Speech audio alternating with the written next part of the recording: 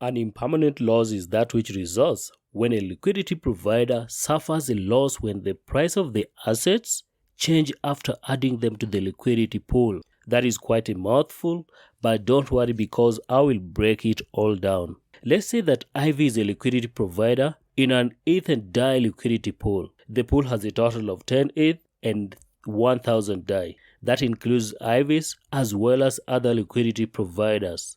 Let's now say that Ivy's contribution is 1 ETH and 100 DAI. I'm assuming at this point that you understand that assets are contributed to a liquidity pool in a 50-50 ratio, that is equal value. Also note that DAI is a stable coin that mimics the US dollar. I'm also going to assume that the exchange rate of 1 ETH is equal to 100 DAI. In that case, Ivy has a total of $200 worth of liquidity and effectively controls 10% of the entire pool. Let's say that months later, prices change and 1 ETH is now equal to 400 DAI. Traders will notice this. Remember, 1 ETH in the pool is equal to 100 DAI, but the market price has changed to 1 ETH equals to 400 DAI. Traders with their DAI coins will rush to sell them for ETH in the liquidity pool. That way, they get ETH more cheaply. In response, the algorithm will adjust the ratio of ETH and DAI in the pool while maintaining liquidity.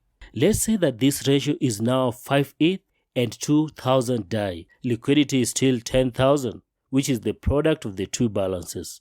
Before the change in price, liquidity was 10 times 1000, that is 10,000. So while the ratios may have changed, liquidity is constant. Ivy decides to withdraw her funds from the pool.